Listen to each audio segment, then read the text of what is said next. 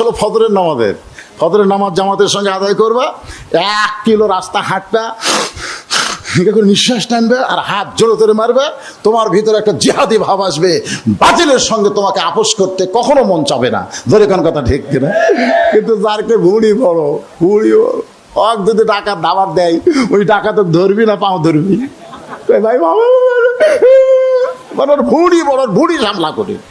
আর যদি সিনা বড় হয়,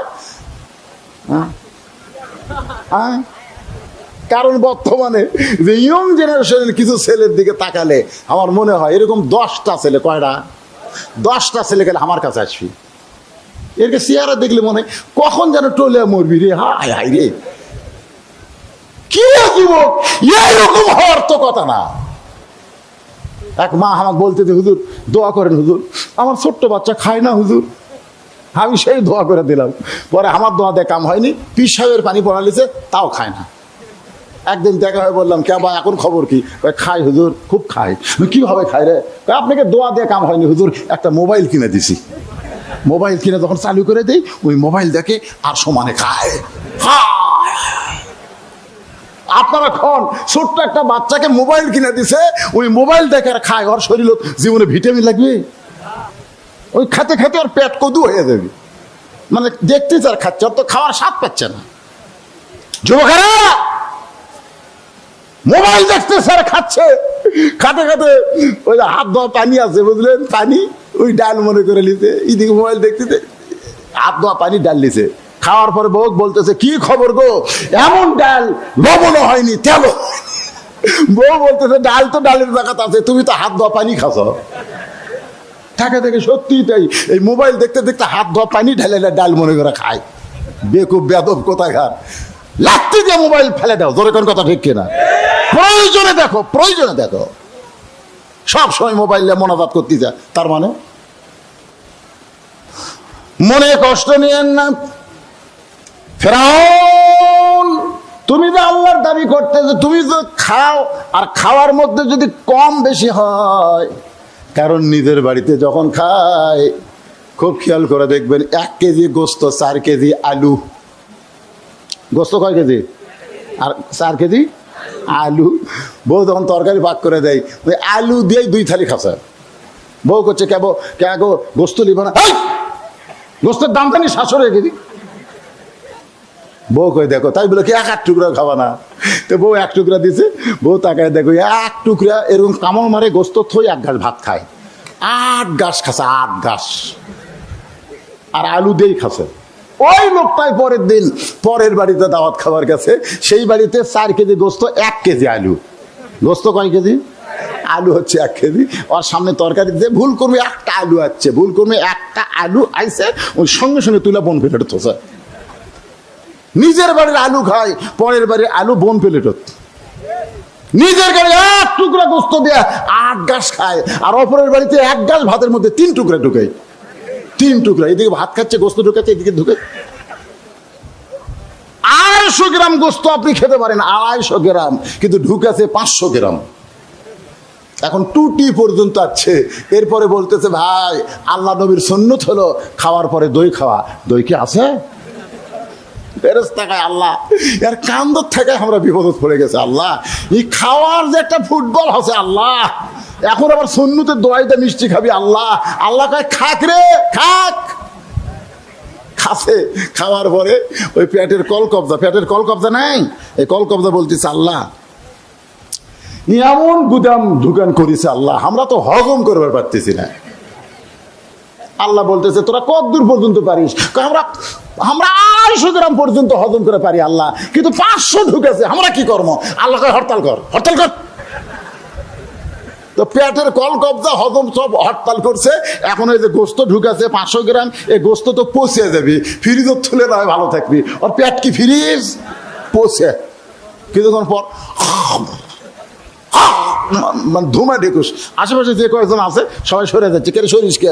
তোমার মুখ দিয়ে কি দুর্গন্ধ বাড়াই ভাই। এখন ডাক্তারের কাছে গেছে, ডাক্তার বলতেছে এরকম হলো কেন? বলে ভাই এরকম হয়েছে, গোটা 3 জাইমেট দিয়েছে, জাইমেট একসাথে খান। আর এক যুবক বলতে চাচা যদি ধুমা ডেকুস থেকে বাঁচ পারতাম তাহলে গোটা 2 টাইগার মারেন, টাইগার। বলে টাইগার কি বাজার, যার দোকানত কোন টাইগার দিবে এনে, এলাকাযুক্ত টাইগার। যুবকদের পায়ে হাত দেওয়া বলতেছে, বাবা তোমরা স্পিরিট, টাইগার, গোল্লেপ সিগারেট এগুলা খাও না।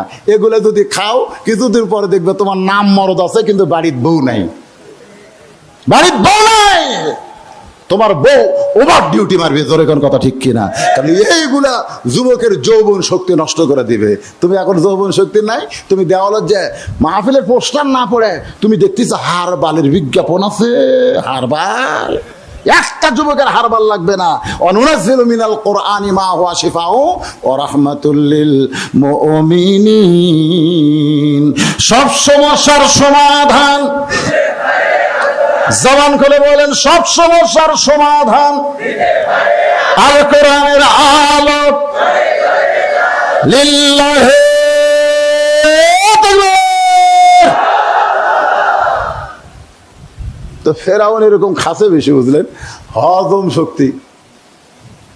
মনে করেন উদুইলা সাবিলি রাব্বিকা বিল হিকমা, মুসা বলতেছে হিকমতের সাথে, মনে করো ফেরাউন তুমি পায়খানা করবার গেলে কিন্তু তোমার পেট খারাপ, ডেসেন্ট্রি, পাতলা পায়খানা। ফেরাউন কিন্তু আনা রব্বুকুমুল আলা, যেরকম কি কথা কন না কেন, আনা রব্বুকুমুল আলা। এখন পায়খানা করবার যায় পেট কিনকিন করে, ঝটঝট করে বার হয়ে গেছে। ফেরাউন উঠপার আছে কমপ্লিট, আবার পেটে কামড় দেয়, আবার বসে গেছে, আবার পানির মতন বার হয়ে গেছে। ফেরাউন উঠপার চাই কমপ্লিট, আবার পেটে কামড় দিছে, আবার বসে গেছে। এভাবে 4 বার, যেরকম কয়বার, 5 বার। যেই ফেরাউন উঠপার আছে মাথা ঘুরে পড়ে গেছে, মাথা ঘুরে। আল্লাহ কাত, যখন কি খাত, চৌকিদার বলতে হুজুর এই ঠাকুরগুলা মূর্তিগুলা পড়া দিবার যায় কি অভিজ্ঞতা হয়েছে হুজুর শোনেন। আমরা তো ওরা দিয়া যায়, আমরা খালি সমানে খাই। তো খাইতে খাইতে একদিন আমার ঘুম ধরছে, ঘুমোর থেকে উঠে দেখি এক কুত্তে, এ যার 10 হাত, যেরকম কয় হাত, একটা 10 হাতে থাকে না, এই 10 হাতের সামনে খাবার দিছে, কুত্তে এসে সমানে খাচ্ছে। ওই হাত লেখালি দাঁড়িয়ে আছে, কিছুই করে পারতেছে না। আবার যাই, হিন্দুর এসে ও কি, তখন আমি চৌকিদার কই কে রে, কুত্তে খেয়ে গেল, যাই খেদাবার পারে না, তাক তোরা প্রণাম করিস কোন আক্কেলে রে? কি মনে করতেছেন? এই আল্লাহ কাজ, জোরে গান কে কাজ? র্যাব, কোবরা, পুলিশ ফেরাউনের সাঙ্গ পায়খানার দরজা খুলিছে, খুলে দেখে আল্লাহ কাত। আপনারা কি মনে করতেছেন যারা ফেরাউনের চামচাগিরি করে তারা সবাই কি ফেরাউনকে ভালোবাসে? আসে না, চাকরি বাঁচানোর জন্য। যেরকম কি বাঁচানোর জন্য? চাকরি বাঁচানোর জন্য। হুজুর মাথার ওপর ছবি থছে, কে ভাই কি জন্য রে? আলেম মানুষ কয় হুজুর চাকরি, হুজুর চাকরি, হুজুর। মনে মনে ভালো কেউ বাসে না, কিন্তু চাকরি। তো ফেরাউনের যারা মনে মনে ভালোবাসে না, চাকরি বাঁচানোর জন্য, ওরকে মধ্যে একজন বলতেছে, শোনেন কথাটা খেয়াল করুন, ক্ষমতার অহংকার করেন, 1 লাখ বার হওয়ার পারেন না। ফেরাউন বলতেছে ক্ষমতার অহংকার করেন, আমার রব্বুকুমুল আলা বলেন, পায়খানা করবার যা 1 লাখ বার হওয়ার পারেন না, এরা কিসের ক্ষমতা? আস্তবাদের বলি ক্ষমতার অহংকার করো, 1 লাখ বার হওয়ার পারো না, আশেপাশে পুলিশরা ঘোরো কেন? জোরেকান কথা ঠিক কিনা? পুলিশরা ঘোরো কেন? 1 লাখ মাঠে খেলা হবে, জোরেকান কথা ঠিক কিনা? 1 লাখ 1 লাখ এমন কথা কইছে ভাই। ফেরাউন দেখতেছে মুসা তোমার আসল জায়গা হাত মারছে রে, ধর। যেই ফেরাউন বলছে ধর, মুসা বলতেছে আল্লাহ এখন কি করব? আল্লাহ কয় মুসা রে, এখন তোকে ফেরাউন ধরবার চাইছে, তুই ধরিস না, তুই জায়গা মতো দৌড় দে। মুসা কয় আল্লাহ কতদূর পর্যন্ত? আল্লাহ বলে ফেরাউনের যেখানে শরীর সমাধি হবে সেই পর্যন্ত তোকে দৌড়ান লাগবে।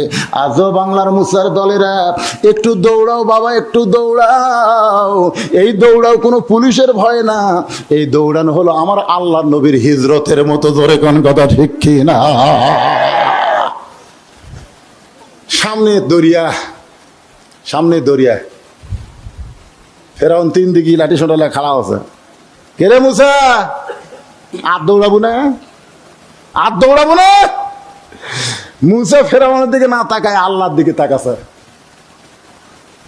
আল্লাহ এতক্ষণ তুমি দৌড়াবার কোলে আল্লাহ, আমিও দৌড়ালাম আল্লাহ, কিন্তু এখন তো সামনে সাগর দেখতেছি আল্লাহ, হাসবি আল্লাহ পড়েন, হাসবি আল্লাহ নিমাল ওয়াকিল ওয়া নিমাল মাওলা ওয়া নিমান নাসির।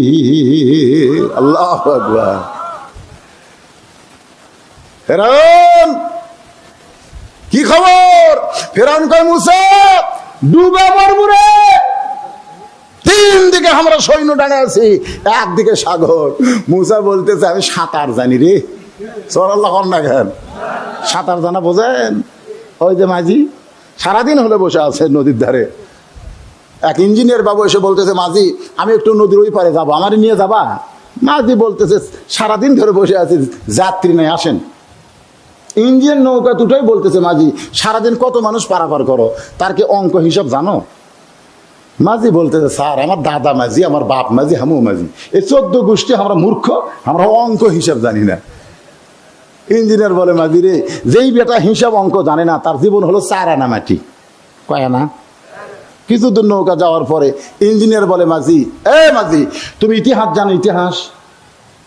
মাঝি বলতেছে আমার বইয়ের কয়টা পাতি হাঁস আছে, একদিন একটা শিয়াল ধরে নিছে। ইঞ্জিনিয়ার কাছে পাগল কয় গিরে, আরে ইতিহাস জানো? এই নৌকা সর্বপ্রথম কে তৈরি করছে? এই নৌকাটা প্রথম তৈরি কে করছে? তুমি তার ইতিহাস জানো? মাঝি বলতেছে আমি জানি না। ইঞ্জিনিয়ার বলে মাঝি তোমার জীবন 8 আনা মাটি। কিছুদূর নৌকা যাওয়ার পরে ইঞ্জিনিয়ার বলে মাঝি রে তুমি কি বিজ্ঞান জানো? বিজ্ঞান? এই নৌকা পানির উপরে কেন ভাসতেছে, কিভাবে ভাসতেছে, এই বিজ্ঞান কি তুমি জানো? মাঝি রাগ করে বলে আমার দাদা মূর্খ, আমার বাপ মূর্খ, আমিও মূর্খ, আমি বিজ্ঞান জানি না। ইঞ্জিনিয়ার বলে মাঝি রে তোমার জীবন হলো 12 আনা মাটি। নৌকা তখন নদীর মাঝখানে, হঠাৎ পূর্ব আকাশে মেঘ করে ঝড় উঠছে, ঝড় খালি নৌকা খালি টুলতিছে, টুলতিছে। ইঞ্জিনিয়ার চিল্লায় বলে মাঝি রে যে ঝড় উঠছে নৌকা বুঝি ডুবে যায়? মাঝি কই ডুক। ইঞ্জিনিয়ার বলে তুমি পাগল নাকি? নৌকা ডুবে গেলে আমাকে মৃত্যু হবে। মাঝি হাসে আর বলে মৃত্যু হবে না, আমি সাঁতার জানি। ইঞ্জিনিয়ার কয় ভাই আমি তো সাঁতার জানি না। মাঝি বলতেছে আপনি অঙ্ক জানেন, হিসাব করেন, কয় ফুট তলে যাবেন, অঙ্ক করেন। আপনি ইতিহাস জানেন, কোন ইতিহাসে আপনার নাম লেখা থাকবে? আপনি বিজ্ঞান জানেন, বিজ্ঞান বলেছে পানির অপর নাম জীবন, কিন্তু সাঁতার না জানলে মরা। আজকে আমি আপনাদের বলবো বাংলাদেশের অঙ্ক বিজ্ঞান ইতিহাস যতই জানেন, আল্লাহর কোরআন হলো সাঁতার জানা। ধরে কোন কথা ঠিক কিনা? কোরআন যদি না থাকে হাসরের ময়দান আপনি পাড়ি দিবার পারবেন না। তাই এই মাদ্রাসাকে, হরে কোরআনকে টিকায় রাখতে গেলে আপনাদের সন্তানগুলোকে এই মাদ্রাসায় দেওয়ার দরকার আছে না নাই? ধরে কোন আছে না নাই? এখন যদি বলি কারা কারা দিবেন, যারা বিয়ে করেননি তারা হাত তুলবেন নাকি? আল্লাহ বলে মুসা টেনশন করো না, আমি আল্লাহ তোমার জন্য সাহায্যকারী। নাসরুম বলেন, নাসরুম মিনাল্লাহি ওয়া ফাতহুন কারীব ওয়াবাশশিরিল মুমিনিন। 12টা রাস্তা বারে। মুসা বলতেছে কে রে? জি আল্লাহ সাগর রাস্তা করে দিল, ওই সাগর আল্লাহর জন্য কিছু করা লাগবে না? সামান্য সাঙ্গ বাঙ্গনে এক নিয়তে 4 রাকাত নামাজ পড়ে। আল্লাহ বলে হাবিব ওই সাগরের তলদেশে মুসা নবী যে 4 রাকাত নামাজ পড়েছে, এই 4 রাকাত নামাজ আমি আল্লাহর এত পছন্দ হয়েছে, আপনার উম্মতের জন্য আসরের 4 রাকাত হিসেবে দিয়ে দিলাম। আপনার উম্মতেরা আসরের 4 রাকাত নামাজ যখন জামাতের সঙ্গে আদায় করবে, মুসা নবীর সম পরিমাণ সওয়াব আল্লাহ দিয়ে দিবে। ইন্নাল ইনসানা লাফি খুসর, নিশ্চয় মানুষগুলো ক্ষতির ভিতরে। আল্লাহ বলছেন ইল্লাল্লাযিনা আমানু ওয়া আমিলুস সলিহা ওয়া তাওয়াসাউ বিল হক ওয়া তাওয়াসাউ বিস সবর। 1 নম্বর হলো ঈমান। আপনারা বলেন তো আমাদের সকলের ঈমান আছে না নাই? 2 নম্বর কি? ওয়া আমিলুস সলিহা, ঈমান গ্রহণ করার পরে 1 নম্বর আমল হচ্ছে নামাজ। যখন 1 নম্বর আমল কি? কথা করে 1 নম্বর আমল কি? নামাজ। এই নামাজ যদি আপনি পড়েন তাহলে নামাজ জীবনে কবুল হবে না। এই নামাজকে কায়েম করতে হলে ওয়াতাওয়াসাউ বিল হক, হক কথা বলার দরকার আছে না নাই? যেরকম আছে না নাই? নামাজ কায়েমের আন্দোলন করার দরকার আছে না নাই? আল্লাযীনা মাক্কান্নাহুম ফিল আরদ আকামুস সালাত, যদি তোমরা জমিনের মধ্যে মুসলমান কোন রাষ্ট্রপ্রধান, মুসলমান কোন প্রধানমন্ত্রী বানাও, তাহলে তার 1 নম্বর দায়িত্ব পদ্মা সেতু নির্মাণ করা নয়, 1 নম্বর দায়িত্ব মাদক মুক্ত সমাজ নয়, 1 নম্বর দায়িত্ব বাল্য বিয়ে বন্ধ করা নয়, 1 নম্বর দায়িত্ব হলো 5 ওয়াক্ত নামাজ কায়েম করা। জোরে কথা ঠিক কিনা?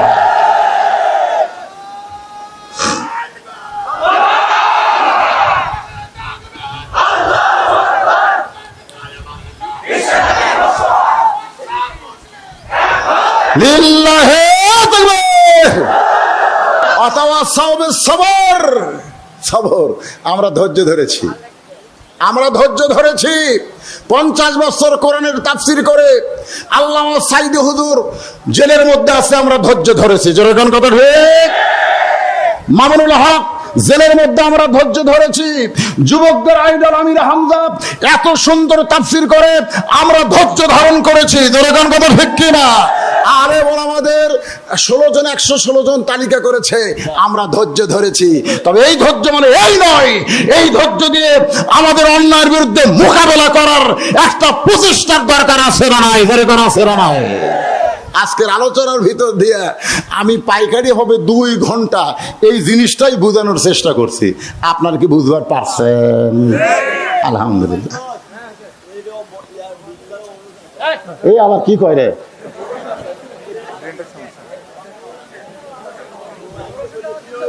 ও ওরসের দাওয়াত আমার আগামী 3 তারিখে রাত্রেবেলা সাটাসাটি বোঝেন।